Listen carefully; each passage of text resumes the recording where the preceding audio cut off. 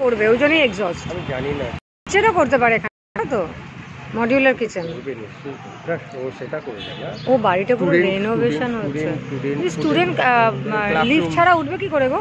সিঁড়ি আছে, সিঁড়ি তো আছে কিন্তু লিফট ছাড়া এত তিনতলা কেউ উঠতে চায় আজকাল?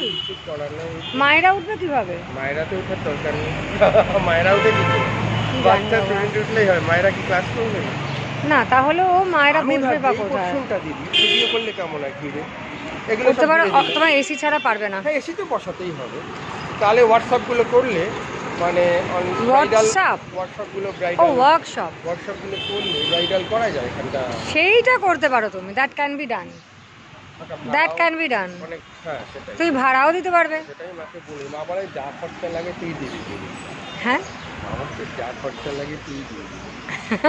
করি বলে রেনোভেট করতে চার খরচা দাও। এখান থেকে ভালোই লাগছে দেখতে।